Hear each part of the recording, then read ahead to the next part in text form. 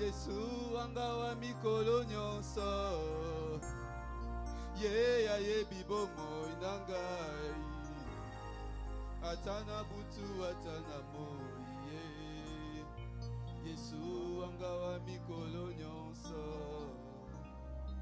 ata nazali na papa nanga ata nazali na mama nanga bakolinganga te lokola Yesu Yesu angawa mikolo nyonso ata nazali na mwasi nanga ata nazali na mobali nangai bakolinganga te lokola Yesu Yesu angawa mikolo nyonso. Oui Seigneur, nous voulons saluer ton amour éternel. Nous voulons reconnaître Seigneur cet amour que tu nous as porté. Nous voulons reconnaître Seigneur l'œuvre de la croix que tu as accomplie pour nous Seigneur Jésus. Parfois nous l'oublions. Nous sommes là comme des quémandeurs à te demander tous les jours. Et tu nous bénis quand même, Père. C'est simplement parce que tu nous aimes. Tu ne comptes pas nos fautes. Si tu les comptais, Seigneur, qui subsisterait éternel ce jour? Qui pourrait se tenir devant toi, Seigneur, devant ta sainteté et dire, ne serait-ce que Jésus, prononcer ce nom qui est infiniment saint, le nom de Jésus. Oui, Seigneur, tu nous as acceptés tels que nous sommes, avec la corruption dans nos cœurs, avec la médiocrité, la méchanceté de nos âmes éternelles. Impurs que nous sommes, Père, tu désires marcher encore avec nous. Tu nous tolères. Oui, Seigneur Jésus, tu nous aimes suffisamment, Seigneur. Oh Père, nous voulons te dire merci. Nous voulons te dire merci, Papa. Nous voulons de tout cœur, Papa, de tout cœur, te dire merci. Merci, merci, merci Jésus. Merci, Papa. Maintenant, parle-nous, Saint-Esprit de Dieu. Aucun homme sans toi ne peut transmettre ta parole. Aucun homme sans toi, le Saint-Esprit, ne peut transmettre la pensée qui monte du cœur de l'Éternel. C'est pourquoi, Saint-Esprit de Dieu, nous t'invitons en ce moment. Nous voulons que ta mouvance remplisse ces lieux. Nous voulons que tu puisses parler à nos cœurs. S'il te plaît, Saint-Esprit de Dieu, nous ne sommes pas venus faire des aventures en ces lieux. Nous ne sommes pas venus en tant que des touristes. Nous ne sommes pas venus voir un frère ou une sœur. Mais nous sommes venus pour avoir la vie. Transmets-nous la vie. Ta parole, elle peut être dure. Oui, c'est pour nous changer. C'est pour nous emmener à la perfection. Je t'en supplie, Saint-Esprit, enlève en nous cet esprit de quémandeur. Enlève en nous cette pensée, Seigneur mon Dieu, de ne voir que les choses de la terre qui sont périssables.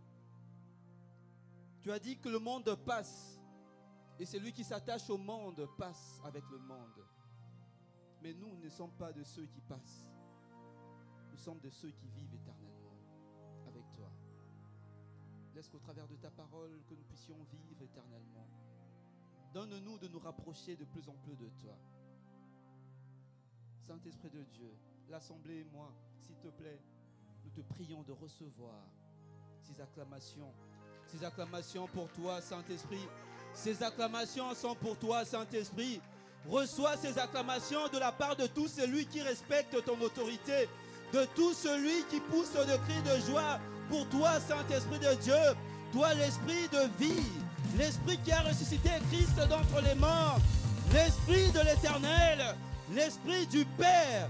Nous voulons t'acclamer, nous voulons t'acclamer, nous voulons t'acclamer, nous voulons t'acclamer, et nous poussons des cris de joie, des cris de joie pour le Saint-Esprit, pour l'Esprit de Dieu, pour l'Esprit de Jésus qui est en nous, qui est avec nous. Oh Saint-Esprit, sois honoré. Amen. Amen. Je vous prie de vous asseoir, que le Seigneur vous bénisse. Amen. Amen. Amen. Je vous aime au nom de Jésus. Je vous aime de l'amour de notre Seigneur Jésus-Christ. Et je prie que le Seigneur nous bénisse, nous qui sommes venus devant sa face. Amen. Est-ce qu'il y a quelqu'un qui est venu rendre un culte à l'Éternel, qui puisse juste bouger sa main, balance ta main, toi qui es venu rendre un culte à l'Éternel, que Dieu te bénisse. Ce n'est pas tout le monde qui a balancé sa main. Alors toi qui es venu rendre un culte à l'Éternel, que le Seigneur te voie et te bénisse. Amen. Vous savez, dans la maison de Dieu, il y a de ceux-là qui font partie de la foule.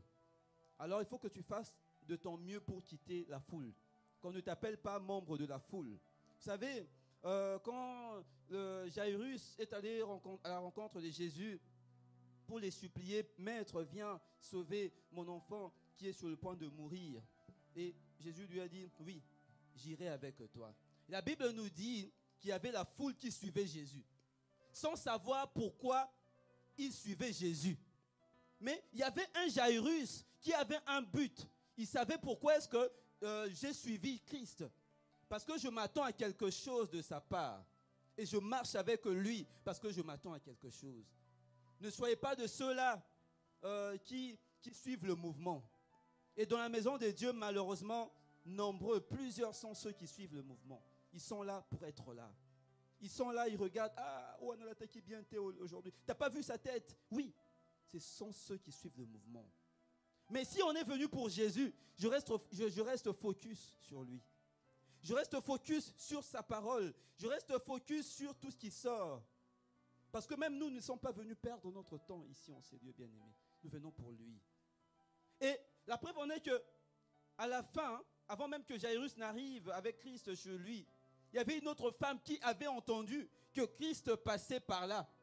Elle a dit, oula, Christ va passer, mais moi je ne le laisserai pas passer sans qu'il n'ait changé ma vie. Et cette femme a obtenu sa guérison parce qu'elle savait que moi je ne dois pas être de la foule. Pendant que la foule a marché avec Christ, elle s'est faufilée parce que la foule est toujours dans la distraction. Elle a touché, elle a saisi le vêtement de Christ et sa vie a été changée. Et lorsque Christ est arrivé chez Jairus, qu'est-ce qu'il a fait, vous savez? Un papa Ntsumbu, qu'est-ce que Christ a fait? Il a chassé la foule. Si on fait toujours partie de la foule, il arrivera un moment donné où Christ nous chassera. Christ n'a pas besoin de la quantité, mais il a besoin de la qualité. On peut être 1000, s'il n'y a qu'un seul cœur qui l'aime, il va exterminer les restes pour ne prendre qu'un seul cœur qui est focus à lui, qui le cherche entièrement. Amen. Est-ce qu'il y a un Jairus et une femme qui est peut-être à la perte du sang, mais qui reste focus à Christ, qui puisse acclamer Jésus? Si je ne fais pas partie de la foule, j'acclame Jésus, et je pousse de cris de joie pour l'auteur de mon salut. Amen. Que le Seigneur nous bénisse. Je bénis le Seigneur pour cette grâce qu'il me fait encore de me tenir au-devant de vous pour parler de sa part. Et je bénis le Seigneur pour Papa Mende, je bénis le Seigneur pour le couple Badi Banga ainsi que mon épouse. Je bénis le Seigneur pour nos vies, vos vies aussi à vous. Amen. Bien aimé, se tenir devant vous, ce n'est pas parce que nous sommes parfaits, parce que je connais mieux que vous, non. Je ne connais pas mieux que vous. Nous sommes complémentaires dans le Seigneur. Amen. Nous sommes tous des disciples. C'est ça au ministère chrétien du combat spirituel, j'aime. Nous sommes tous des disciples. Même Papa Mende est un disciple. Il peut être chef de mission comme il est, ou nous pouvons être des missionnaires comme nous sommes, mais nous sommes des disciples. Nous sommes des frères et sœurs dans le Seigneur. Amen. On se respecte seulement nous tous tels que nous sommes, mais nous sommes frères et sœurs en Jésus-Christ. Et nous partageons tous la parole de l'Éternel. J'obtiens de vous et vous obtenez de moi. Amen. C'est pourquoi ne soyons pas des vases vides. Amen. Ne soyons pas des vases vides. Nous devons être des vases remplis pour vivre en complémentarité. Amen. Si je suis un vase vide, je ne fais que recevoir, c'est pas bon. Donc, Nous sommes complémentaires. Est-ce qu'il y a un vase que le Seigneur est en train de remplir? Même si tu étais vide, je sais que le Saint-Esprit va te remplir. Est-ce que nous pouvons une fois de plus acclamer Jésus?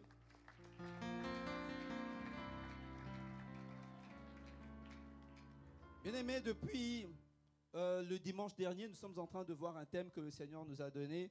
Et il me fait grâce de poursuivre ce même thème. Et nous allons le terminer aujourd'hui. Le thème qu'on a commencé à voir depuis le dimanche dernier, il est intitulé comme suit. Si tu ne traites pas ton cœur en toute humilité dans la repentance, Dieu donnera la gestion de ton royaume à quelqu'un d'autre.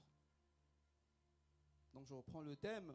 Si tu ne traites pas ton cœur en toute humilité dans la repentance, Dieu donnera la gestion de ton royaume à quelqu'un d'autre. Parole du Seigneur. Et ce thème, il est tiré du livre de 1 Samuel 15, 2, 35 et 1 Chronique 10, à partir du verset 2 au verset 10e, on l'avait lu. Et c'est ce qu'on avait vu. Et j'avais fait quelques définitions des concepts. Donc j'avais présenté un petit cadre conceptuel. Et j'avais commencé par définir ce qui est l'humilité. On a dit, si tu ne traites pas ton cœur en toute humilité. Parce que le thème qui nous est présenté, il est celui-là. Seigneur, à qui irions-nous? Sonde-moi, connais mon cœur, éprouve-moi, connais mes pensées. Délivre-moi et préserve-moi. Donc là, on parle de sonder. Le sondage qu'il est ici, il s'agit d'un sondage qui s'est fait dans le cœur, qui doit être fait dans les cœurs. Or, on nous parle aussi des pensées. Pourtant, c'est de l'abondance de notre cœur que les paroles sortent et que les pensées naissent. Amen. C'est pourquoi, dans ce thème, on met beaucoup plus accent sur le cœur ainsi que sur nos pensées. Nos pensées, souvent, sont victimes de ce que nos yeux voient et ainsi de suite. Et des fois, nous pensons que le Seigneur nous cherche, souvent dans des grandes choses, alors que c'est dans de petites choses que le Seigneur nous attend. C'est à cause de petites choses, de certaines petites choses que nous ne voyons pas la main de l'Éternel. Et j'avais donné la définition un sens de l'humilité que je trouvais mieux pour ce thème. On avait défini l'humilité comme vertu qui nous donne le sentiment de notre faiblesse, qui reprime en nous le mouvement de l'orgueil. Donc, vertu qui nous donne le sentiment de notre faiblesse. Quand on parle de l'humilité, c'est toujours envers les autres, l'humilité envers le Seigneur. Et cette humilité, c'est un sentiment qui doit être permanent en nous, que nous sommes faibles. Malgré tout ce que le Seigneur a fait de nous, malgré tout ce que tu es sur le plan de la société, dans tout domaine de ta vie, dans tes études, le Seigneur t'a élevé. Mais on doit toujours garder un sentiment d'humilité que nous sommes faibles. Et dans différents passages, on va encore relire, on va pas tout lire, on va lire un seul passage de Chronique. On avait vu l'histoire du roi Saül que le Seigneur avait élevé. Le peuple d'Israël était en quête d'un roi. Ils ont prié Dieu, ils ont insisté. Donne-nous un roi, Seigneur. Et le Seigneur a cherché. Et le Seigneur s'est trouvé un roi. Il s'est trouvé un qui était digne d'être un roi, c'était Saül. Il remplissait, il était humble. Si vous lisez, vous allez voir que l'humilité le caractérisait. C'est pourquoi le Seigneur l'avait choisi. Mais ce thème nous montre comment est-ce qu'on peut partir de là-haut et on se retrouve au point zéro. Et on va lire rapidement la chute de Saül dans le livre de 1 Chronique 10, 2 à 10. Pour ceux qui n'étaient pas là le dimanche dernier, vous lirez pour mieux comprendre cette histoire 1 Samuel 15, 2 à 35. Vous le lirez chez vous. Mais moi, je vais lire rapidement 1 Chronique 10, 2 à 10. Papa Emmanuel, je vais lire. Je lis au nom de Jésus. 1 Chronique 10, à partir du verset 2. Les Philistins poursuivirent Saül et ses fils et tuèrent Jonathan, Abinadab et Melchishua, fils de Saül. L'effort du combat porta sur Saül. Les arches, oui, excusez-moi, les efforts du combat porta sur Saül. Les archers l'atteignèrent et le blessèrent. Saül dit alors à celui qui portait ses armes, tire ton épée et transperce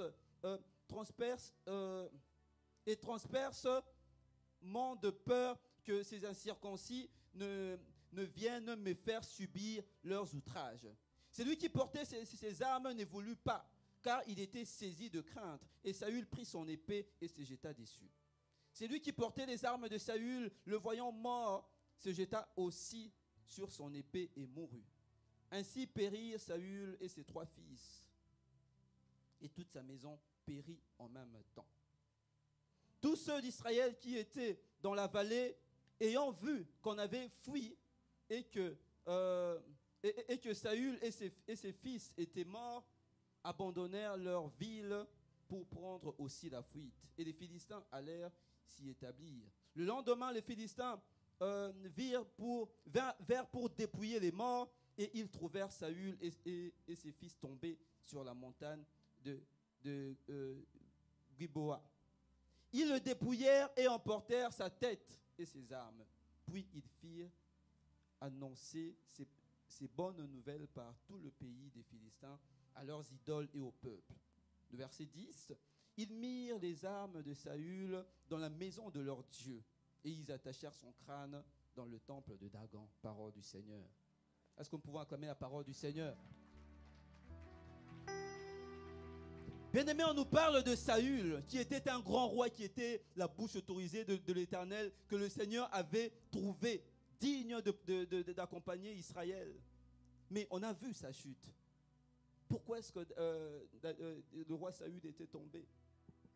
Parce que c'est quelqu'un qui n'a pas eu à traiter son cœur. Le dimanche dernier, on a commencé à voir certains points qui ont fait tomber le roi Saül, qui ont fait en sorte que lui qui était vraiment élevé dans la société, lui qui était la bouche de l'Éternel, lui lorsqu'il parlait, on le craignait, tout le monde le craignait, qu'il se retrouve par terre et que son crâne soit exposé dans la maison d'un Dieu étranger. Et ses enfants sont morts avec lui. C'était son combat, mais c'est un combat qui a poursuivi aussi ses enfants. Bien-aimé, dans ton combat, surtout je vais m'adresser aux parents, nous devons faire attention. Pourquoi nous devons traiter nos cœurs? Nous devons traiter nos cœurs, nous devons traiter nos pensées. Pourquoi? Parce que le combat de ta vie n'est pas seulement le combat de ta vie, mais c'est aussi le combat de tes enfants. C'est un peu ce que dit la parole de Dieu. Ceux-là qui voulaient tuer Jérémie, ils ont dit, tuons l'arbre avec son fruit. L'objectif, c'était d'éliminer toute la race, exterminer toute la maison de Saül. Il est tombé, mais ce jour-là, toute sa maison périt. Jonathan qui avait un bon cœur, qui a aimé David, mais regardez comment il est tombé. À cause de certains points qu'on a commencé à voir. Et parmi les différents points qu'on a vus, le premier point, c'était la désobéissance de Saül. Il avait désobéi à Dieu. Dans 1 Samuel, on a vu, le Seigneur lui a dit, va, tue Agag et Amalek, extermine tout le pays. Tu n'épargneras pas des veaux gras, donc tue tout. Mais lui, il est parti. Il a écouté la parole de Dieu, mais puisqu'il y avait de la corruption dans son cœur, qu'il n'avait pas traité, ça l'a emmené à la désobéissance. Il a exterminé tout ce qui était mal, tout ce qui était maigre. Mais il a épargné tout ce qui était beau à ses yeux. La désobéissance nous fait tomber, peut être l'épée qui te tue, parce que ici dans ce message, le Seigneur ne nous demande pas d'avoir peur ou de craindre l'épée de l'ennemi, mais c'est ta propre épée qui te tuera si tu ne fais pas attention. C'est mon épée qui va me tuer. Et dans ce message, quand on parle du royaume, le royaume représente quoi, bien-aimé? Le royaume peut représenter ta famille. Le royaume peut représenter tes enfants. Le royaume peut représenter ton travail. Le royaume peut représenter tout ce que Dieu t'a donné, tes bénédictions que Dieu t'a données. Mais le Seigneur nous avertit, nous dit, si tu ne fais pas attention, tu perdras ce royaume que Dieu t'a donné. C'est pourquoi certains, vous allez voir, tu étais célibataire, tu as prié que Dieu te donne une belle femme, que Dieu te donne une famille. Dieu t'a donné une belle femme, mais regarde comment tu traites cette femme. Tu maltraites la femme, tu l'insultes. Insulter une femme que Dieu t'a donnée, c'est insulter Dieu, bien-aimé. Insulter les enfants que Dieu t'a donnés. Regarde ta tête, tu es comme ton père. J'entends des mamans qui rient. C'est insulter le Seigneur, bien-aimé. Ça, c'est de la désobéissance aussi. Quel est le royaume que Dieu t'a donné que tu risques de perdre? Il faut bien analyser cela. Quel est, à la fin de ce message, il faut qu'on se dise, c'est quoi le royaume que Dieu m'a donné que je risque de perdre à cause de mon caractère? Lui, c'était la désobéissance. Le premier point. Dieu lui a dit, va tuer Agag. Lui, il a épargné Agag. Il a épargné tous les veaux gras que le Seigneur lui avait donnés. Et pour nous, la désobéissance, Agag ou Amalek peut représenter mon orgueil. Ça peut représenter l'orgueil. Ça peut représenter un péché chéri que tu n'arrives pas à te débarrasser. Un comportement difficile. Ça peut représenter le mensonge. Ça peut représenter tout ce que tu veux. Quel est ce caractère-là que tu n'arrives pas à abandonner? Ça peut représenter la colère. Je vous ai dit, moi c'est à cause de la colère que j'ai perdu un poste important. Pour ceux qui connaissent Kinshasa, il y a une grande entreprise qui dépend du ministère de l'industrie, le fonds de promotion de l'industrie. Et j'avais une promesse de Dieu pour cette entreprise. Et j'avais une recommandation du ministre. Le ministre m'a recommandé, il m'a dit, tu vas travailler là. Mais le Seigneur m'avait donné un comportement, une marche à suivre, bien aimé. Mais lorsque je suis arrivé, je faisais face à cette situation-là, j'avais le DG en face de moi. Le DG était dans le mal. Il se conduisait mal. Il était dans la corruption, dans beaucoup de choses. Mais le Seigneur m'avait donné une ligne de conduite. Et moi, je n'ai pas suivi cette ligne de conduite. Je me suis mis en colère face à son comportement. Alors que le Seigneur m'avait demandé de me comporter autrement, différemment. À cause de ça, bien-aimé. Quand il était temps pour que je sois nommé, nous étions nombreux. Moi-même, j'emmène la liste de ceux qui devaient travailler, mais tout le monde a été pris sauf moi. Parce que j'ai désobéi à Dieu. Quelle est l'épée qui te tue ou qui t'emmène à la désobéissance? Quel est un point de la désobéissance là où tu te retrouves qui peut constituer une épée qui empêche à Dieu de te bénir ou qui empêche à Dieu de prendre ton royaume? Ici, il ne s'agit pas que des démons, bien-aimés. Nous voulons beaucoup combattre. Des fois, tu combats le démon dit non, ce n'est pas moi, moi je suis loin. Oui, tu peux combattre le démon. Mais le démon en question, il s'étonne, il est en train de passer, il dit non, mais pourquoi tu cites mon nom? Ce n'est pas moi. Nous sommes experts dans le combat. Nous devons faire des combats sérieux. Des combats avec révélation. Quand tu viens, tu combats, tu vois l'esprit tombe. Et l'esprit partir et ta vie changer. Mais si ma vie ne change pas, il faut qu'on se pose des questions. Posons-nous des questions. Pourquoi ça ne marche pas? La désobéissance. Et le deuxième point qu'on avait vu, c'était l'arrogance.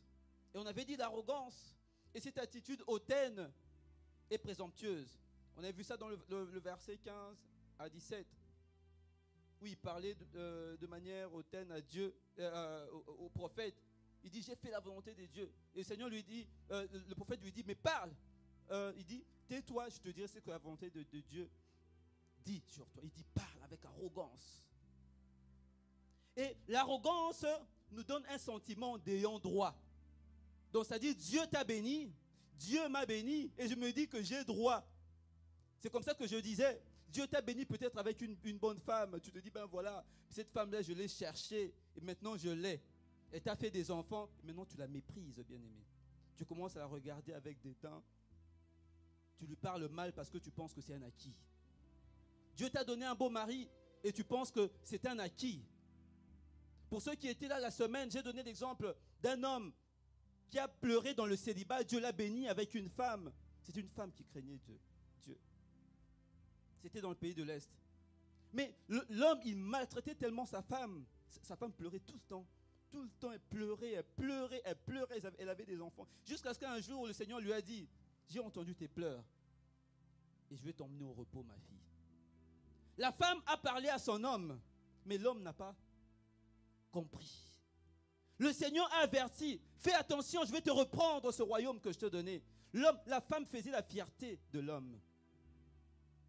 Il n'avait pas de nom, il a été connu à cause de sa femme. Mais il a négligé le royaume. L'arrogance. Les sentiments d'ayant droit.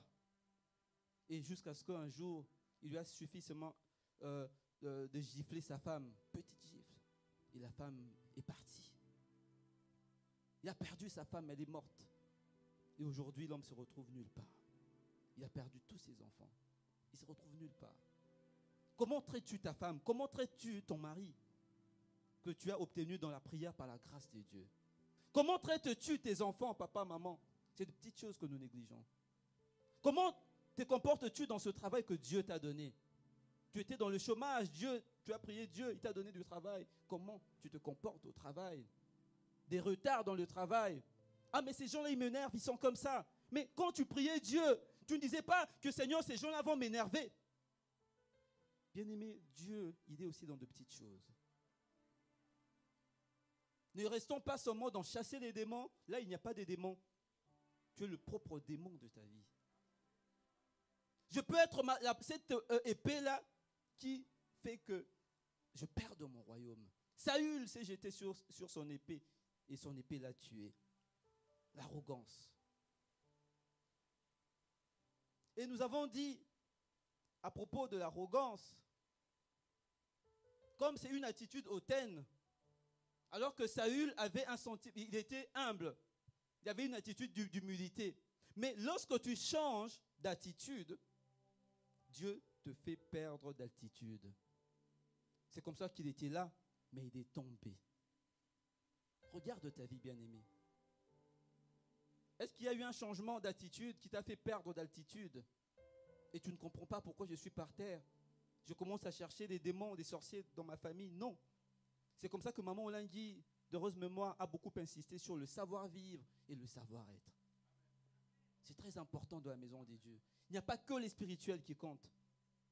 Il y a le savoir-vivre et le savoir. Est-ce que tu peux dire à ton voisin ou à ta voisine, ne néglige pas le savoir-vivre et le savoir-être?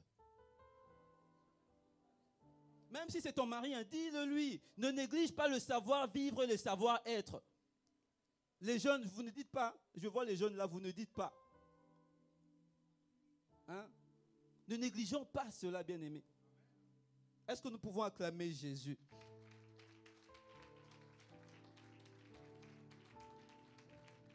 Amen.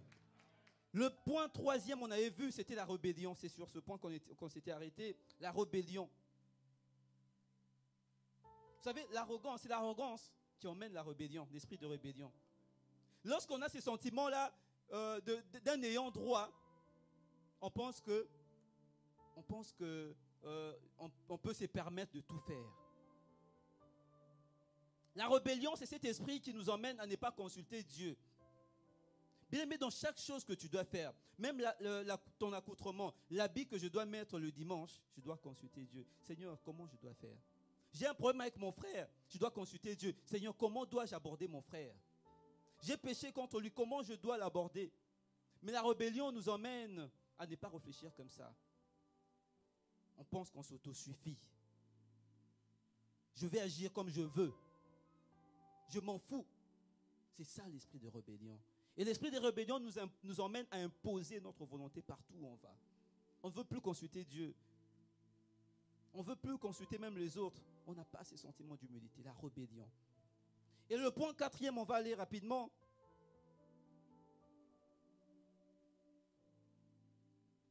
Le point 4, c'est le déni. Il était dans le déni, Saül.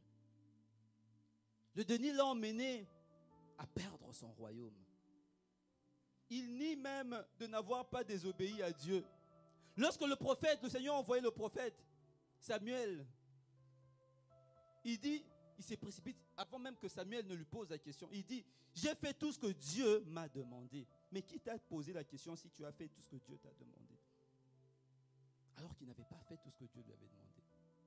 Le déni. Il n'assumait pas la responsabilité de ses actes. C'est le fait de refuser d'assumer les responsabilités de nos bêtises. Bien aimé, quand tu as désobéi, quand tu as péché, assume. Même quand je pêche contre ma femme. Vous savez, moi-même, j'étais dans le déni. Je parle toujours de mon propre exemple. Je suis resté longtemps dans ça, même quand je m'étais marié à ma femme, Papa Emmanuel. Je pensais que, comme je suis un professeur d'université, je me disais que j'avais toujours raison face à ma femme. Ah non, mais c'est toujours elle. C'est toujours elle. D'ailleurs, ce n'est pas moi. J'avais du mal à m'excuser auprès d'elle. J'avais beaucoup de mal. C'est toujours elle. Mais jusqu'à ce que le Seigneur touche mon cœur et me dise, regarde, toi, tu es un orgueilleux. Tu es un orgueilleux. Là, c'est toi qui as péché. Repens-toi. Et c'est comme ça que j'ai appris à demander pardon à mon épouse, à m'humilier. C'est comme ça que j'ai appris, lorsque je pêche, j'offense mon frère. Je dis, Saint-Esprit, donne-moi la force, donne-moi la stratégie. Comment est-ce que je vais aller vers ce frère pour me repentir? Mon frère, excuse-moi, j'ai péché. Là, c'est moi qui avait tort. Mais quand tu pêches, ne sois pas dans le déni. Lui, il était dans le déni. Et ça l'a emmené à perdre son royaume. Et il y a une chose d'importante que j'ai notée. Je dis, votre don vous conduira là où votre caractère ne peut pas vous conduire. Mais si vous ne traitez pas votre caractère vous ramènera au point zéro. C'est pourquoi l'onction ne suffit pas, bien-aimé. L'onction ne suffit pas pour maintenir son royaume. C'est pourquoi on nous parle de savoir-vivre, savoir-être. Ça ne suffit pas, ça ne nous suffit pas. On parlait avec Papa Mende avant qu'il ne parte, d'un bien-aimé, Papa Jules le connaît, je ne vais pas citer son nom, un bien-aimé qui était dans la mission. Il avait l'onction. Ce frère-là, s'il vient ici, il va nous chauffer dans la prière. On peut prier de minuit à 6 heures avec lui. Mais là, mon cœur était vraiment... J'étais très mal lorsque j'ai appris que ce frère-là, que j'ai laissé dernièrement, la dernière fois que je suis allé au Congo en train de chauffer la prière à Kinshasa, vient d'engrosser une femme. Le caractère bien-aimé. Tu vas perdre ton royaume. Et aujourd'hui, tout le monde commence à parler au mal de lui parce qu'il n'avait pas traité le cœur, l'intérieur. Le déni. Quand tu as une faiblesse, ne cache pas la faiblesse. Va voir les autres, va voir les enfants de Dieu, va voir les serviteurs de Dieu. J'ai une faiblesse. Aidez-moi. Parce que ce que tu caches, bien-aimé, c'est ce qui te tue. L'onction va te propulser. Mais si tu ne traites pas ce caractère-là, le caractère va te ramener au point zéro et tu te retrouveras main vide. Est-ce que tu peux le dire? Je refuse de me retrouver main vide. Saint-Esprit, aide-moi à traiter mon caractère. Je ne perdrai pas mon royaume. Je ne veux pas perdre mon royaume au nom de Jésus. Bien, vous savez ce qui faisait la différence entre Saül et David. Vous savez, les hommes de Dieu souvent ne le disent pas. David était pire que Saül. C'était un homme, regardez sa vie. Il était dans l'immoralité. Il était dans tout ce qu'il était. Et jusqu'au point où, quand David a vieilli, il ne pouvait plus produire de la chaleur humaine, corporelle. On a pris une jeune fille vierge pour la poser sur le torse de David. Et David n'a pas couché avec cette fille. Et vous savez ce qu'on a déclaré après? Le roi est mort. Parce qu'on le connaissait, c'était un impudique. Quelqu'un de grande immoralité. Mais Saül n'était pas comme ça. Hein. Mais ce qui différenciait ces deux hommes, l'autre était dans le déni. Saül, il était dans le déni. Il pensait que lui était tout accompli. Mais David était et faisait ce 5e point que nous allons voir, la repentance. C'était un homme repentant. Est-ce que tu peux dire la repentance? Notre ministère n'est pas d'abord un ministère de combat spirituel. La clé de la réussite de ce ministère, bien-aimé, ne se cache pas à combattre, à venir ici, combattre tous les jours et transpirer. Non. La première clé de la réussite de ce ministère, c'est la repentance. C'est pourquoi maman Olingui, lorsqu'elle a prié 8 ans, Dieu lui a dit, continue à te repentir. Dieu lui a montré la croix. Et le Seigneur lui a dit, continue à te repentir. Abraham, lorsque Dieu l'a appelé, Dieu lui a dit, Abraham, sois intègre, marche devant ma face et je te bénirai. Sois intègre, ça veut dire qu'il ne l'était pas. Ou lui pensait qu'il l'était. C'est comme ça que le Seigneur l'emmenait à se repentir. David, malgré qu'il était pire, mais c'est grâce à la repentance. Il reconnaissait ses fautes. Une fois qu'il péchait, le prophète venait et David se jetait par terre. Il dit, Seigneur, oui, j'ai péché, mais pardonne-moi, pardonne-moi, car Dieu, bien-aimé, ne regarde pas l'apparence. Dieu regarde nos cœurs. C'est ce qui a tué Saül. Lui, il était dans les apparences. Il était dans les apparences. Regardez, vous lirez vers la fin. Il était dans les apparences. Même quand il a péché, Dieu lui a dit par le prophète Samuel que là, quand il a déchiré sa blouse, Dieu lui a dit, je déchire aussi ton royaume. Mais il a dit quoi? Viens avec moi s'il te plaît, pour que le peuple voie que tu es encore avec moi.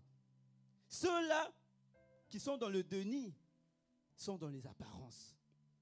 Ils pensent que leur image valent mieux que la réalité. Bien-aimés, ne soyons pas dans les apparences. Si tu vas mal, tu vas mal. N'hésite pas de te retirer. Nous tendons vers la fin. Si tu es faible, n'hésite pas de te retirer. Si tu sens que là j'ai péché, je ne peux pas continuer l'œuvre de Dieu, je ne peux pas continuer à travailler. Je parle de mon propre exemple, j'étais à Keene. On m'avait bloqué, je devais soutenir ma thèse. J'avais tout fait. Mais pourquoi est-ce qu'on ne me programmait pas pendant 2 ans, bien-aimé? Papa Gabi, pour ceux qui le connaissent, j'étais conducteur à l'intercession à Kinshasa. Toute l'intercession du ministère là savait que prof, parce qu'on m'appelait déjà prof, doit défendre sa thèse. On a fait la pub. 1 mois, bien aimé, ça n'arrivait pas. 2 mois, ça n'arrivait pas. 1 an. Après, je me suis dit non. Je ne peux pas continuer à conduire la prière, à dire que Dieu va vous bénir, alors que moi-même, bien aimé, ça ne va pas. J'ai refusé à un moment donné d'être dans les apparences. Je dis, Seigneur, qu'est-ce qui ne va pas? Je suis revenu à lui. J'ai commencé à prier, à m'humilier dans la prière, bien-aimé, jusqu'à ce que le Seigneur a fait. Je ne pouvais pas être là, continuer à parler, Dieu vous bénira, Dieu a fait ceci, Dieu a fait ça, alors que Dieu n'a rien fait. Les apparences, ne soyons pas dans les apparences. Toi-même, tu souffres, bien-aimé, mais tu es là. Vous savez, des apparences, les spécialistes, Papa Jules le sait, il y a beaucoup de spécialistes de ça, des couples, à Keene. Des spécialistes dans les apparences. Et il se dispute avec sa femme. Ils ont fait 1 semaine, ils ne se parlent pas à la maison. Mais quand ils viennent à 17e rue, là, c'est concordance. Et eux, ils sont là, ils se tiennent la main. Ils avancent avec le protocole. Papa Mardoché. Ils avancent pour qu'on leur donne une chaise. Mais ils ne se parlent pas. Après l'adoration, ils se lâchent. Je vous assure, Papa Jules, vous savez, non?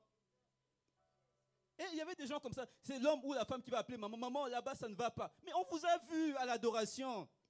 Main dans la main. Les apparences, bien-aimés. Donc, c'est-à-dire que vous n'avez même pas rendu culte. Vous avez passé votre temps inutilement.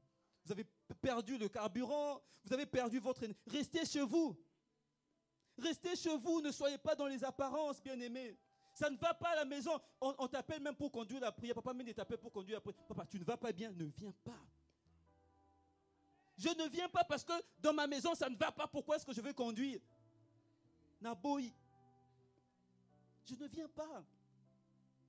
Seigneur, je ne veux pas être de ceux-là qui vivent dans les apparences.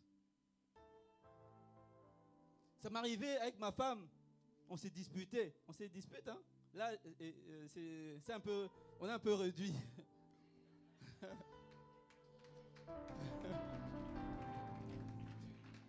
Bon, mais c'est une réalité. Les couples, vous le savez. On ne va pas cacher.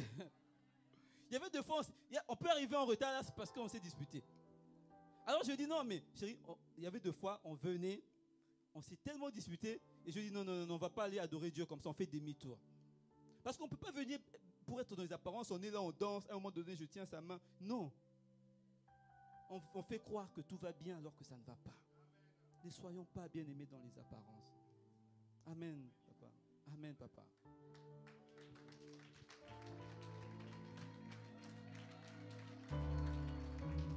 Gloire à Jésus. Amen. Amen. Amen, papa. Ne soyons pas dans les apparences. Ayons un cœur repentant, un cœur d'humilité et un cœur sincère. Sinon, on risque de finir comme Saül, qui a perdu son royaume. Dieu regarde les cœurs. Il regarde nos cœurs. On ne se moque pas de Dieu. Ce qu'un homme aura sémé, c'est ce qu'il moissonnera. Moissonnons la justice, bien-aimés. Si on moissonne la repentance, vous savez ce qu'on aura? La délivrance. Et le cœur de Dieu se réjouira de nous avoir comme ses enfants. On va voir rapidement le point 6. Le point 6, c'est ce qui a tué aussi, a constitué l'épée qui a tué Saül, c'était l'ego. Ou encore l'égotisme. C'est faire constamment référence à soi-même, le moi. Moi je n'aime pas ça, moi je n'aime pas ceci, moi je n'aime pas ça. C'est ce que je nous disais tout à l'heure. Quand le prophète lui a dit, Dieu te rejette.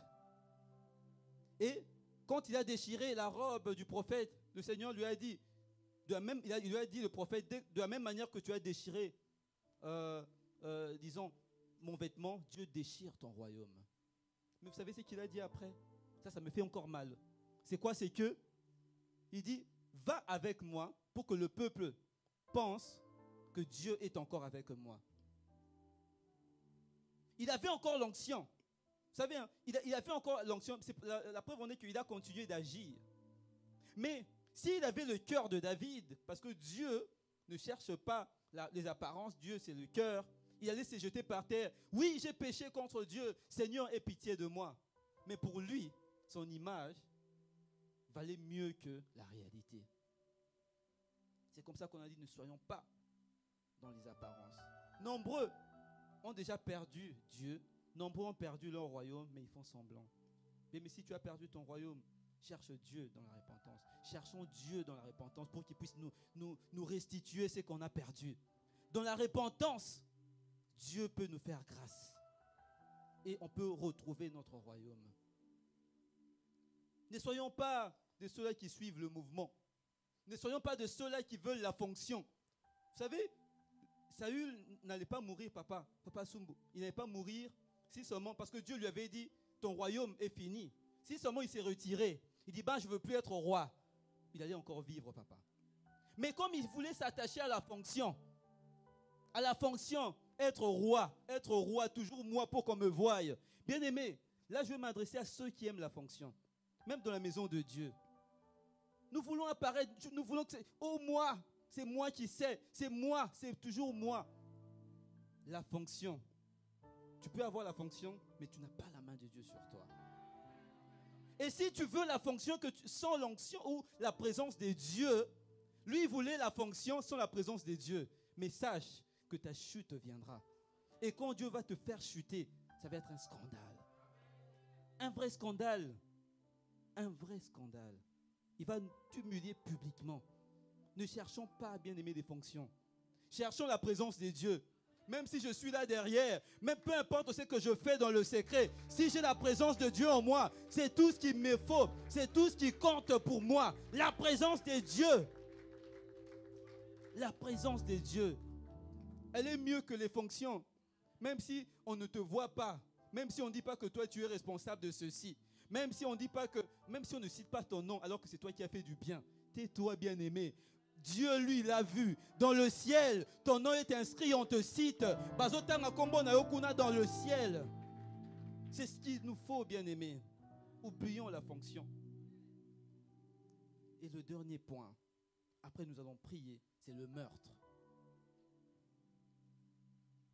Le meurtre, pourquoi? Parce que Dieu lui a dit, tue Agag, tue Amalek, donc tout le pays, ainsi que son roi, et tout ce qui allait avec. Mais il a refusé.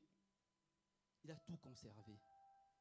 Il a tué, il a tué certaines choses qui ne valaient rien aux yeux des hommes, mais il a conservé certaines choses. C'est comme ça que ceux qu'il a refusé de tuer par son épée a fini par les tuer. Ton épée a une mission, c'est d'exterminer, c'est de tuer le mal. Mais si toi tu portes le mal, Dieu te demande de tuer le mal avec l'épée que tu as, qui a reçu une mission de tuer ce mal-là, c'est ta propre épée qui te tuera si tu conserves le mal. C'est comme ça que ceux qui devaient tuer, il a refusé de tuer et son épée, comme qui avait une mission, a trouvé le mal en lui, lui a donné la mort.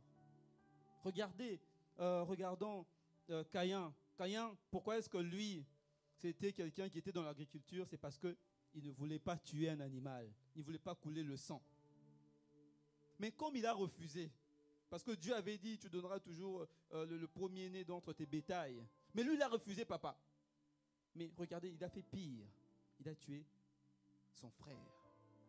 C'est que tu refuses de tuer aujourd'hui, bien-aimé, te tuera. Alors ne soyons pas comme des Caïns. Pour finir, je nous dis seulement de ne pas tomber. Ne tombe pas sur ton épée. Ne te jette pas sur ton épée. Et ne te fais pas remplacer par un mieux que toi à cause de l'orgueil qu'il y a dans nos cœurs. Humilions-nous dans la repentance. N'oublions pas, le titre de ce message, le cœur de ce message repose sur l'humilité et sur la repentance. Si tu as péché, que tu as perdu, dis à ton royaume, tu vas dire à Dieu, Seigneur, aie pitié de moi. Seigneur, je reconnais mon orgueil. Si tu étais là, peut-être, ma femme a entendu, mon mari a entendu, mon enfant a entendu, c'est que tu n'as rien compris. Il y a encore de l'orgueil dans le cœur. Dis, Seigneur, je reconnais que ce message, il est à moi. Tu me l'adresses à moi, Seigneur Jésus. Tu m'as parlé et je reviens devant toi dans la repentance. Que Dieu bénisse sa parole.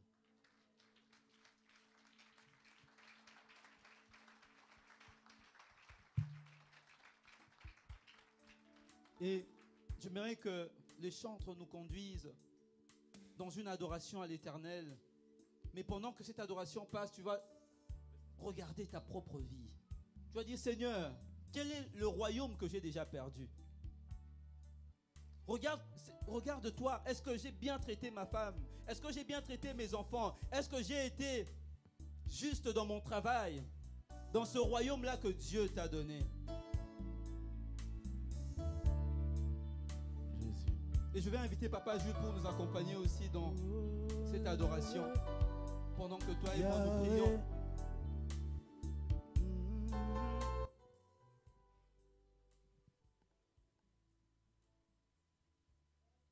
Prends déjà une position qui te convient. Parle à Dieu.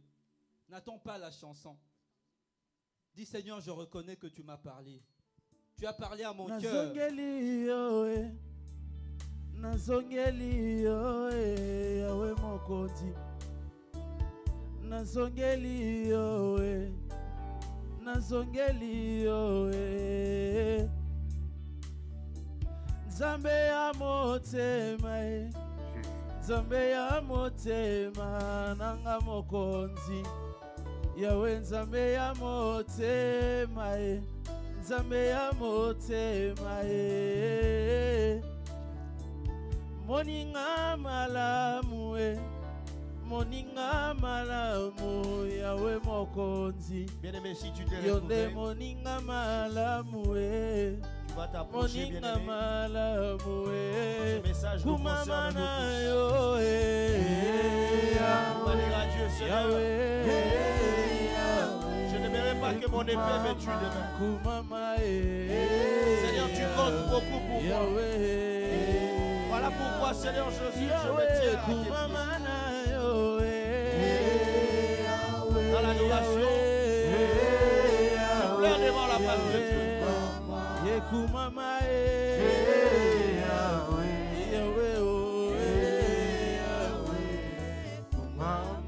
Yesu na yo kililo bae etuti motema nanga mokonzi Yesu na se retrouve masia na zongeli yo yawe Yesu likolo ya ego na ngai nabungisi nzela na yo mokonzi yango lelo nazongeli yo yawe kotika ngai te yawe kumama na yo yawe yawe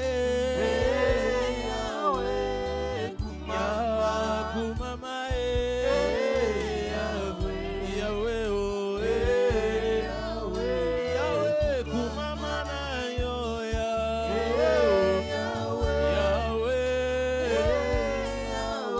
yawe kumama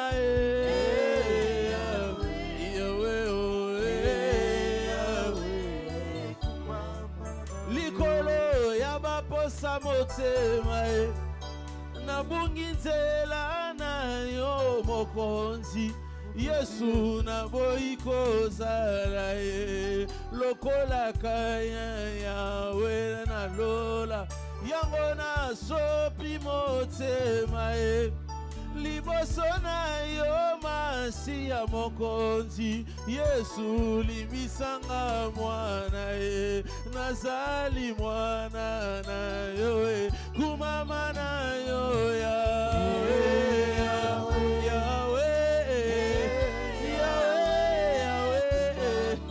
kumama yawe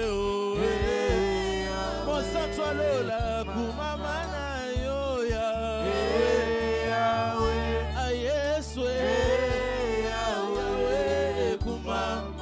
kumama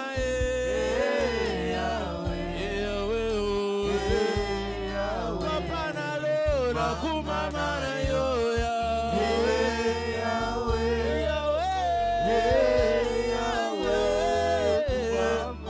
kumama yawe oh kumama yawe kumama yawe yaya kumama yawe samena lola kumama papa na lola kumama yawe samena lola kumama solo ngai nazana mosusu te yawe nazongeli yo yawe lelo yo nazana mosusu te yawe nga nazongeli yo lelo yawe yawe ngai nazana mosusu te shamanga naskiti lelo yo yawe lelo nga nasopi motema yawe nanga nasopi motema nzambe nalola nasopi motema liboso na yo nga nasopi motema na mwene na yo nga nasopi motema nzambe ya bolenge nasopi motema nzambe ya jusese nasopi motema nzambe nalola nasopi motema na plene coupable nasopi motema pate na nzambe nasopi motema yawe kumama na yo yawe yaya kumama na yo yawe Yesu nazana mosusu te yawe nazana yo yawe nanga oh sois loué Jésus Jésus sois loué Jésus Jésus Jésus je te fais confiance. Papa, je te fais confiance. Le Dieu de ma vie, je te fais confiance. Adonne, moi je fais confiance. Pour ma santé, moi je fais confiance. Pour mes études, moi je te fais confiance. Pour ma santé, je te fais confiance.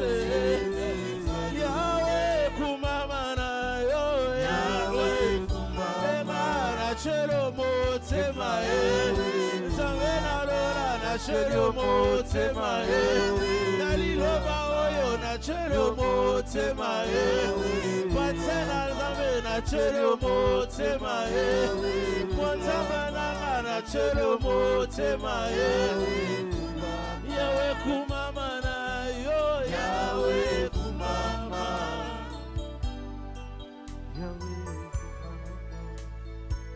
Adore ces dieux. Adore-les. Commence à l'adorer. La Bible déclare qu'il envoya sa parole et sa parole les guérit. C'est la parole de Dieu qui nous guérit. La parole de Dieu vient comme un médicament pour nous donner la guérison. Adore ces dieux. Adore ces dieux. Oh Jésus.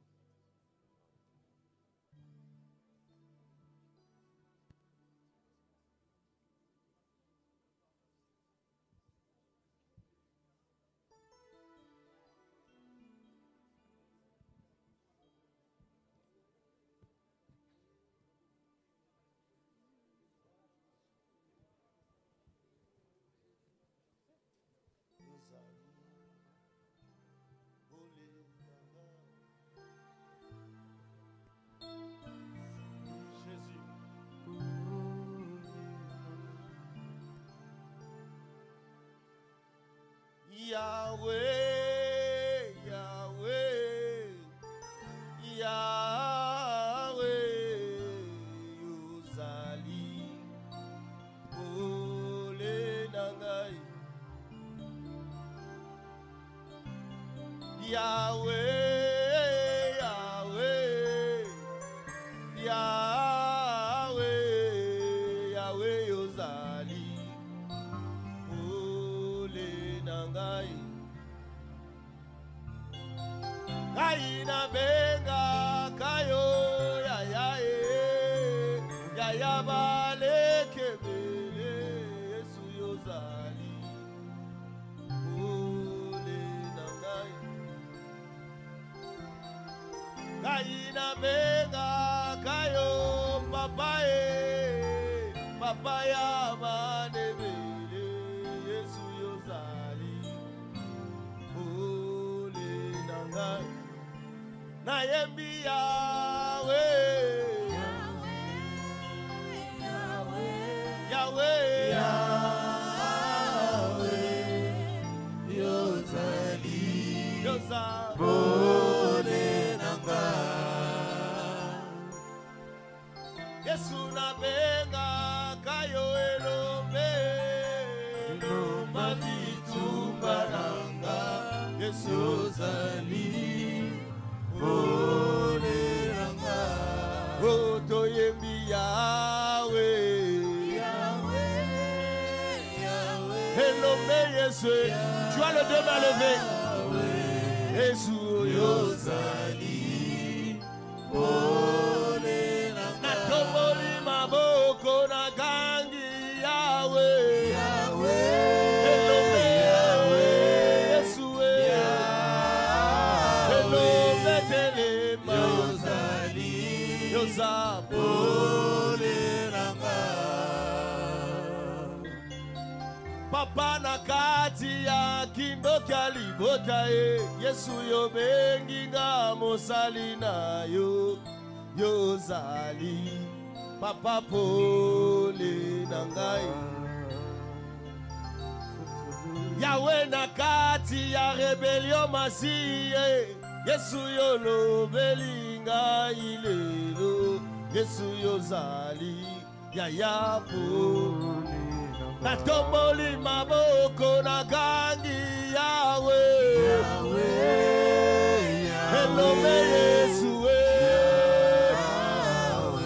elombe nanga yozali pole nanga pole nanga pole elombe oza pole nanga pole nanga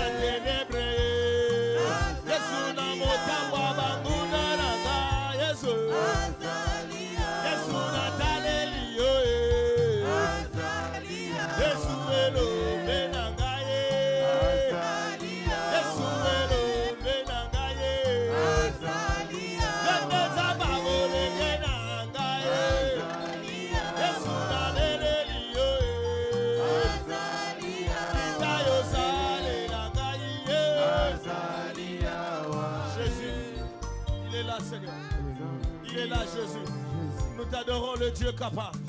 Le Dieu capable de nous délivrer.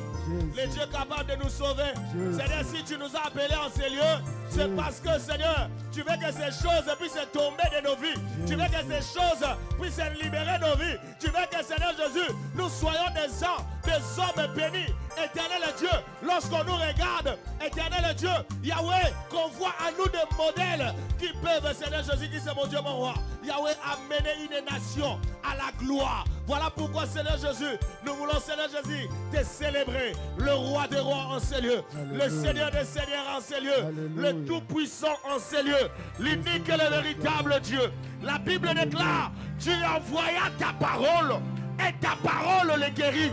Éternel, tu as guéri une personne en ces lieux de par ta parole. Tu as changé l'histoire d'une personne qui allait déjà, Seigneur Jésus, Yahweh, dans le trou de la mort. Éternel Dieu, cette parole, Seigneur, amène la guérison dans la vie de cette dernière. Voilà pourquoi nous voulons reconnaître que tu es Dieu. Que tu es Dieu.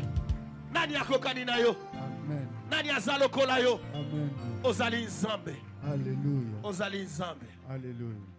Toguma meli komo nayo deli nzambe kolo Yesu bolamu nayo katina biso etini biso tolu ebayo konguma meli kombo nayo yonde mokozi ya milimo yeliboso na eku nusu koso pamite mana biso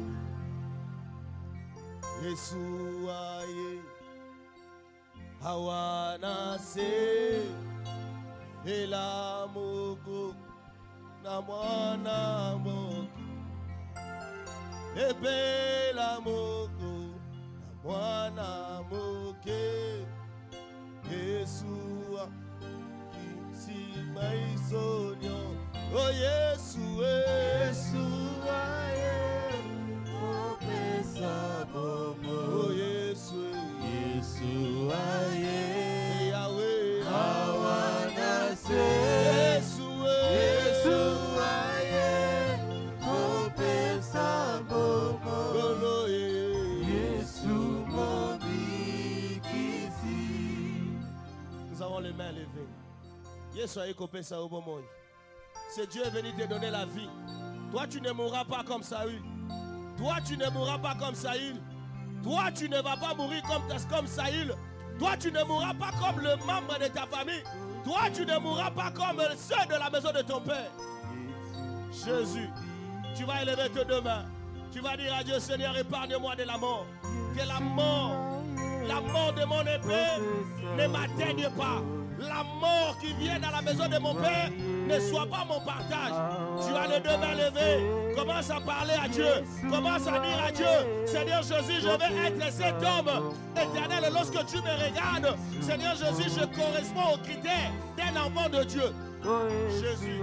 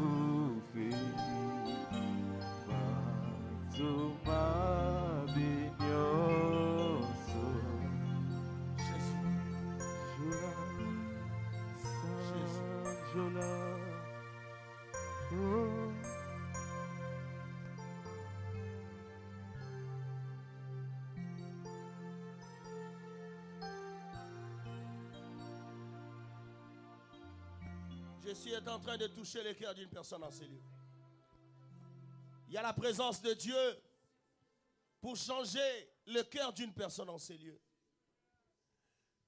Quelqu'un ne va pas sortir tel qu'il était venu en ces lieux. Je le sens. Je le sens. Il est là. Il est là pour te sauver. Mon fils, ma fille, tu ne mourras pas. Tu ne mourras pas. Toi, tu vivras. Toi, tu vivras. Jésus, contemple sa présence. Contemple sa présence. Contemple sa présence. Contemple sa présence. Raka Sinderebo Sa Rekaboshi. Riba Sanderebo Sekaya Baba. Reko Riba Shindaraboshi. Raka Sedereboshi. Le Dieu de la Bible, merci. Merci parce que le cœur d'une personne est touché ce soir. Merci parce que le cœur d'une personne est saisi ce soir. Éternel Dieu, la Bible dit que lorsque le Seigneur Jésus, Saül, le Seigneur Jésus qui s'est rencontré le prophète Jésus, sa vie avait changé. Merci mon Dieu, mon roi, parce que tu vas nous changer. Voilà pourquoi nous t'acclamons. Le roi des rois, le Seigneur des seigneurs, l'unique et le véritable Dieu. Tes mains ne suffisent pas. Tes acclamations ne suffisent pas. Je pensais que tu allais acclamer plus que ton voisin. Je pensais que tu allais pousser de grands cris de joie. Je pensais que tu allais faire quelque chose de plus mieux que les autres. Acclame le roi des rois. Acclame le Seigneur des seigneurs. Acclame le Tout-Puissant. Gloire à Jésus.